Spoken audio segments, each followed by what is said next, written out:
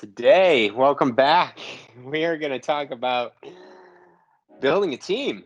I'm Keith. I'm Rodney. This is the Daily Chronicle. Also, we're grown men get their nails painted, and Gotta we're do talking it. about our journeys as entrepreneurs, as employees, as young men, as fathers, husbands, and leaving some hopefully useful tidbits for our daughters, and building community with you and learning from you. So we're going to talk about building a team. It's something that we're doing. We have some people working for us and working with us directly on our team, and man, it's hard. Like intentionally leading people, and we have a very specific culture that we're trying to build, and like values and reasons for them, and it is a very time consuming and difficult process to live them. I can understand why people don't intentionally build culture, because it's easier just to go about the business, like doing the things, and then if people get their feelings hurt or whatever, just like, whatever. That's Bob. He's sensitive. I don't know. What do you think?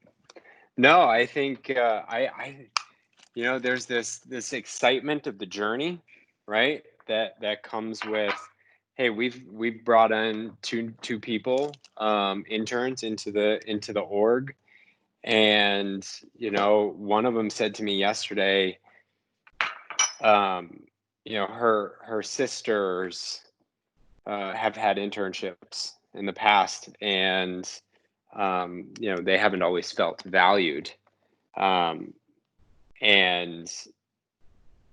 she feels like her opinion is heard and valued. And I was like, wow. And it meant a lot, because to your point, it is very intentional and deliberate, and it takes a lot of effort to make that a reality when you have kids, a paying job, building this company. Not only that, if you're building a company, you have more than three people. It just gets harder and harder. So Well, I have to say, the one no, thing go I ahead. just that I love about it, and is that from the very beginning we set out with intention to build our culture, and we're seeing it play out in both the positive and negative. The things that we're not doing well, that we can improve upon, and the things that we lay the groundwork for and want to continue to improve upon, that are showing fruits. And it's exciting. It's an exciting time at More in Common. Mm-hmm. Yeah, and I think, regardless of what your family or life situation is, I think it's difficult because I think it's just building a muscle. Like maybe it's not difficult forever, but I think it's not standard to think about You and hold yourself accountable to how your culture lives and moves, and specifically how you move and live inside of your culture, and like owning the things that you aren't doing right or doing well, like Keith just mentioned. And that's it is tough. culture's one of those things. I had to interrupt, because you said it on this call that we were having with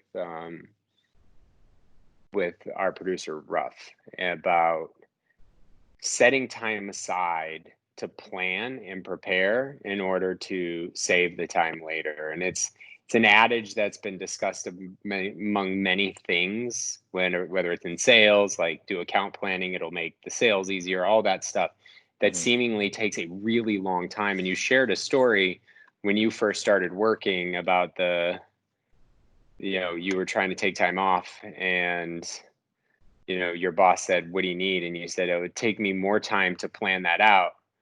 I'd rather just do it, and ends up taking away from your time off, Mhm. versus taking that time up front. And culture is very much that same way. Like putting that intentionality into it up front makes it easier to manage over time, and it really gives you something to measure against, when you actually map out what you want your culture to look like. Yeah, no, it definitely takes a lot of it's like leaving Earth's atmosphere. It takes a lot of energy to Yeah. escape this atmosphere if you believe we've done it. But then when you get out there in space, like then you're there, and moving around is actually pretty easy. It takes a lot of energy to build a culture, and then the culture, once that flywheel's, let's just, let me buzzword this up. Once the flywheel of innovation is moving, then ideas just reciprocate.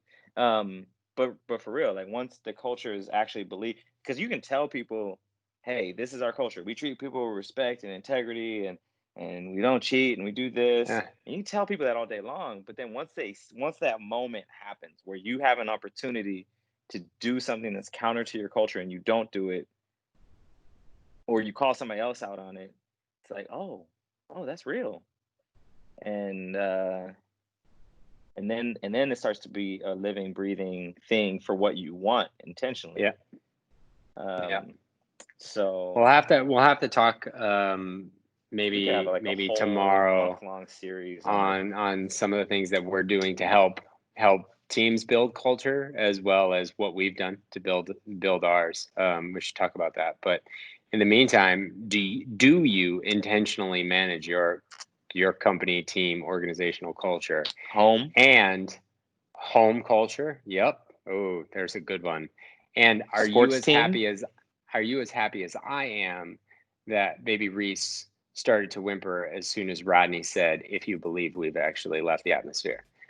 She's like, "Oh, Dad, with the sciencey repertoire, can you just let it with be?" the ridiculousness. But anyway, I gotta Occam's run. razor. I just want to start saying stuff. Okay. Schrodinger's cat. And we'll talk to you tomorrow. All right. Quantum theory. Late. Late.